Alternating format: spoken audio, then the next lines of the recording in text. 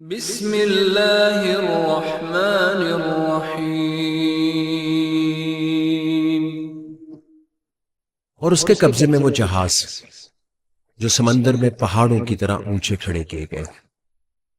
اب بتاؤ انس و جن کہ تم اپنے پروردگار کی کون کون سی نعمتوں کو جھٹلاؤ گے۔ سمندر ایک طلسم، ایک دیو مالائی داستان۔ انسان نے جب اسے کئی بار دیکھا ہوگا تو یقیناً اس پار جانے کی خواہش سر اٹھایا ہوگا۔ سمندر کو فتح کرنے کی خواہش سے ہی شروع ہوتی ہے کشتی رانی کی تاریخ بھی۔ اسی تاریخ کا ایک باب انسانی ذہانت اور جستجو کا منہ بولتا ثبوت بادبانی کشتی، جس کے جہاز بننے تک کی کہانی شروع ہوتی ہے تقریباً 700 قبل مسیح سے۔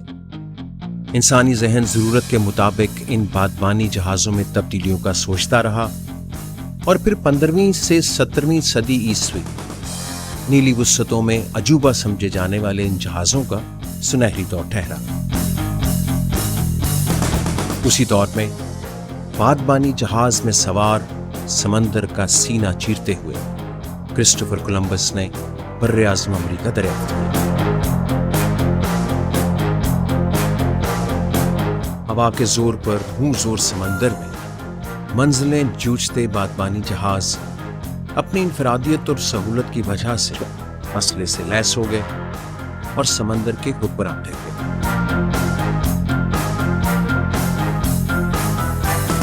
اب جو چاہے بحر کے سینے پہ تجارت ہو، چھوٹی لڑائیاں ہوں یا جنگیں، یہ سب کے لیے لازم ہو چکے ہیں۔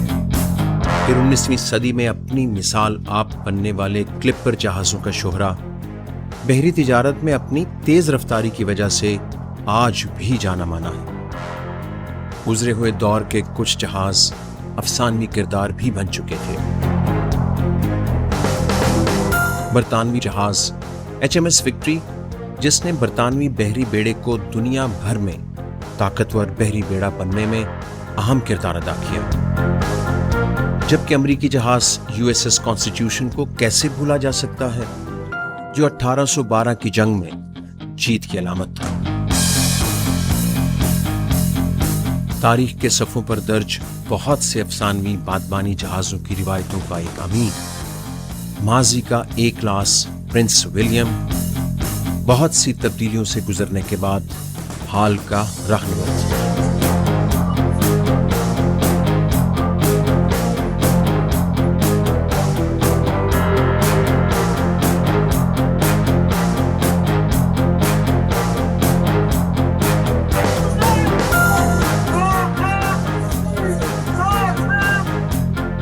کھوج، جستجو، ضرورت اور دشمنوں کی مات کا عملی نمونہ بادبانی جہاز جب ہچکولوں میں اپنے بادبان کھولتا ہے تو ہوائیں اپنی طراری کو اس کے ہمراہ کر کے اسے نئے راستوں کا مسافر بنا دیتی ہے۔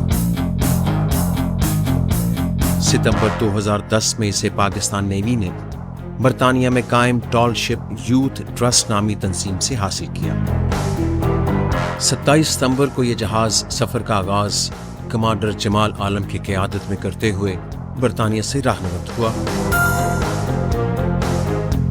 6 دسمبر 2010 کو کراچی کے ساحل پر پہنچا اور پھر سبز پرچم کے سائے تلے نیلے پانیوں میں کئی نامور کمانڈرز کی کمان میں رہا، جنہوں نے اپنی مہارتوں کے نئے سے نئے باب راہنورد پر رقم کیے۔ جہاں تک ہمارا وائج کا تعلق ہے، وہ 70 دن کا وائج تھا۔ 70 دن میں ہم نے 5 کنٹریز کے پورٹس کو ٹچ کیا، 7 سمندروں کو ہم نے کراس کیا، 7000 کلومیٹر چل کے آئے۔ تو we had ample amount of time. جتنے بھی اس کی SOPs تھی، ٹیکنیکل ہو چاہے وہ آپریشن پوائنٹ آف ویو سے، وہ ہم نے اسکریچ سے بنائی، اور نہ صرف اس کو اسکریچ سے بنایا بلکہ ہم نے اس کو امپلیمنٹ کر کے بھی دکھایا۔ دنیا بھر میں سیل ٹریننگ کو HR پالشنگ ٹیکنیک کے طور پر یوز کیا جاتا ہے۔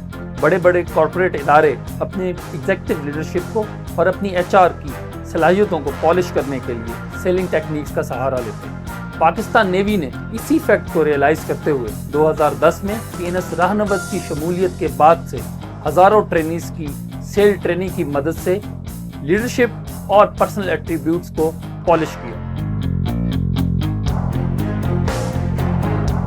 चाहे आप जितने भी मॉडर्नाइज हो जाएं, इस तरह की जो बेसिक प्लेटफॉर्म्स हैं वो किसी भी ट्रेनिंग में एक सिग्निफिकेंट रोल प्ले करता रहेगा। कि जब भी हमारे शिप के ऊपर के कैडेट्स आते थे, पहले दिन के कैडेट्स में और जो ट्रेनिंग पैकेज के बाद जो वो निकलता था, एक ज़मीन आसमान का फ़र्क होता। जब first time as a training cadet इस जहाज़ पर बोर्ड किया, जो चीज़ें मैंने यहाँ पे सीखी, आज एज ए नेविगेशनल ऑफिसर वही चीज़ें मैं अपने जूनियर्स को सिखा रहा हूँ, for which I am really proud of.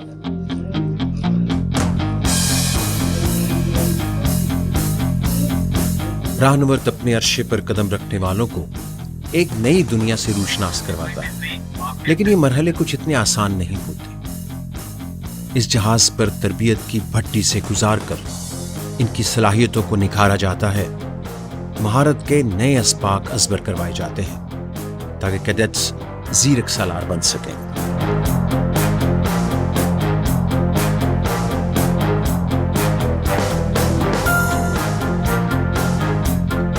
इस जहाज़ पर आने वाले ट्रेनीज को शुरू में ये जहाज़ एक बहुत मुश्किल चैलेंज की तरह लगता है, लेकिन जब हम उनके अंदर सेल्फ कॉन्फिडेंस, रिस्पॉन्सिबिलिटी और लीडरशिप की क्वालिटीज़ इनकलकेट करते हैं तो वो टीम वर्क को अपनाते हुए इस चैलेंज से भरपूर तरीके से नबर्दज़मा होने की ट्रेनिंग हासिल करते हैं।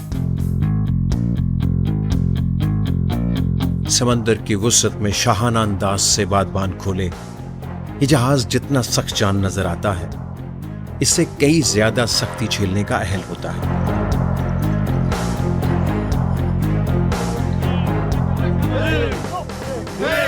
सेल शिप की यूटिलिटी जो है वो सबसे ज़्यादा ये है कि वैसे तो हम समझते हैं कि शायद सेलिंग के लिए, ऑल्दो सेलिंग के लिए भी है, लेकिन एक्चुअल में it is for the character building of the individuals.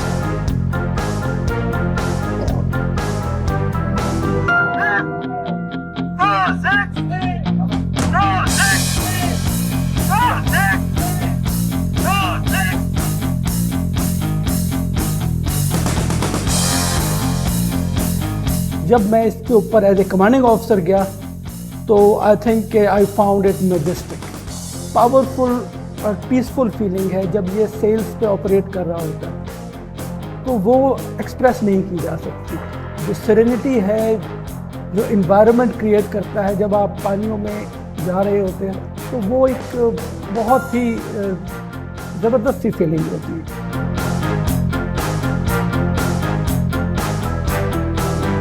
इन सारे जहाजों में एक चीज मुश्तरक है जिसको रिग कहा जाता है, यानी कि इनकी सुतून, रस्सियां और बादबान। क्योंकि ये इंजन या किसी और मैकेनिकल आले से बिल्कुल मुख्तलिफ होते हैं, इसलिए इनकी देखभाल और बर वक्त मायना करना भी एक फन है।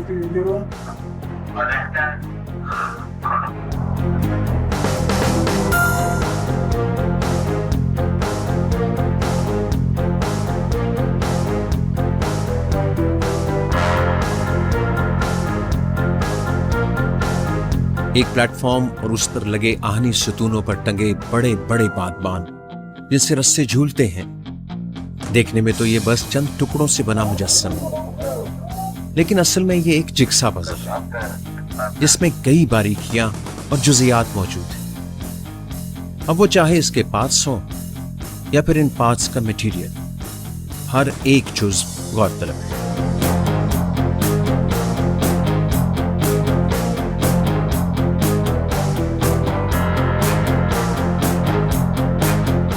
PNS राहनुवर्त पर हर तरह का मॉडर्न नेविगेशनल इक्विपमेंट भी मौजूद है जो कि जहाज़ पर सेलिंग करने में मददगार साबित होता है। इस जहाज़ पर 18 मॉडर्न सेल्स मौजूद हैं जो कि किसी भी किस्म के वेदर के अंदर सेल करने की सलाहियत रखते हैं।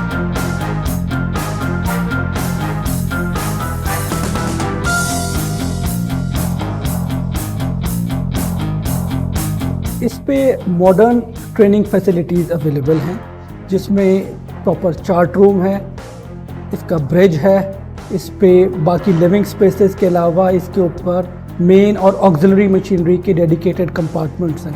अगर हम इक्विपमेंट की बात करें तो इसके ऊपर रेडार्स है, इसके ऊपर विंड इंडिकेटर्स है, इसके ऊपर जायरो है, जायरो रिपीटर्स हैं।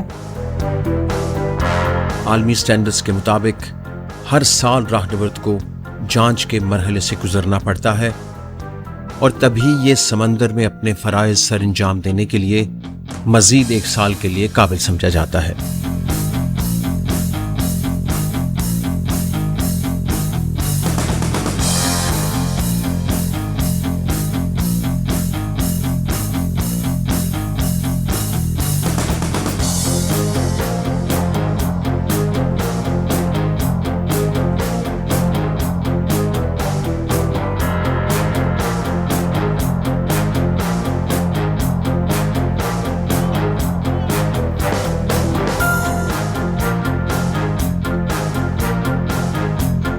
'56 में ना जब ये शिप्स की यूटिलिटी ख़त्म हो गई तो एक ये इरादा किया लोगों ने कि इसकी एक रेस कराते हैं, और वो अलविदाई रेस की तरह, ताकि लोग इसको याद रखें। हर साल अब ये रेस होती है और जनरली यूरोप में होती है।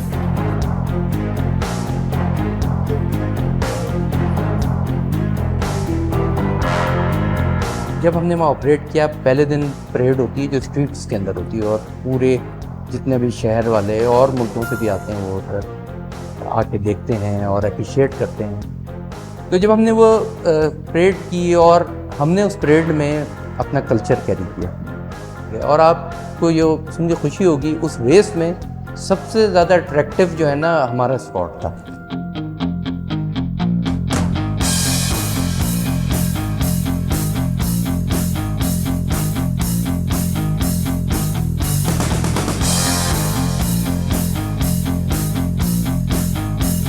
रेसेस हैं, ये एक ऑर्गेनाइजेशन है सेल ट्रेनिंग इंटरनेशनल STI, तो यूके बेस्ड है, नॉन प्रॉफिट ऑर्गेनाइजेशन है, वो कंडक्ट कराती है। उन्होंने हमारा कंडक्ट देखा, हमारी परफॉर्मेंस देखी, और उसकी बेस के ऊपर 2014 की एक ट्रॉफ़ी है न्यू बेस्ट कमर। ये ट्रॉफ़ी 1956 से चल रही है, तो हमें 2014 की बेस्ट न्यू कमर की ट्रॉफ़ी मिली।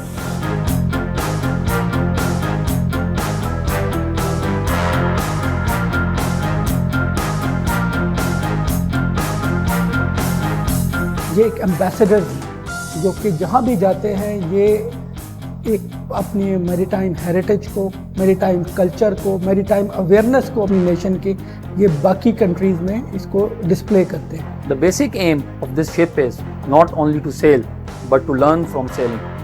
राहनवर्द कई मुसाफिरों के लिए समंदर में आज़िम सफ़र रहा। कभी ये पाकिस्तान की रोशन सिफारतकारी की अलामत बना और कभी समंदर में खैर सगाली का सफ़ीर रहा। फिर चाहे बरतानिया से कराची तक वापसी का रास्ता हो या ब्लैक सी में होने वाले समंदरी रेस के मुकाबलों में शिरकत, राहनवर्द ने हर सफ़र में खुद को मनवाया और इस जहाज से जुड़े अमले की महारत और तरबियत की गवाही साबित हुआ।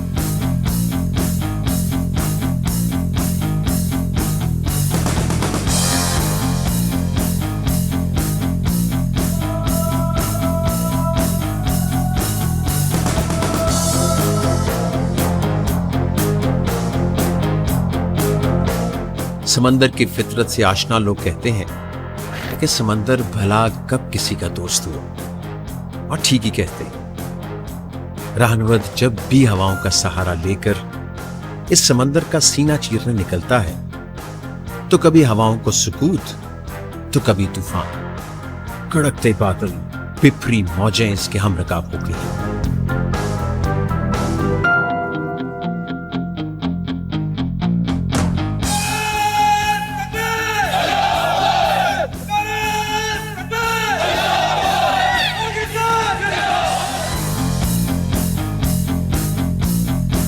राहनवर्द के बादबानों की दोस्ती इन हवाओं से हो चुकी है। ये इन्हें समझ चुका है और इन्हें भी मालूम है कि ऐसे पानियों से आया है जहां की एक एक लहर अमन व आतशी का पैगाम लेकर आगे बढ़ती है। राहनवर्द सिर्फ समंदर की सतह पर तुंद हवाओं को दोस्त बनाए चलने वाला एक बादबानी जहाज नहीं है, बल्कि ये एक अहद है, समंदर के सीने पर लिखी जा रही एक तारीख है जिस पर पाकिस्तान नेवी को फख्र है। तू राहनवर्द शौक है, मंजिल ना कर कबूल।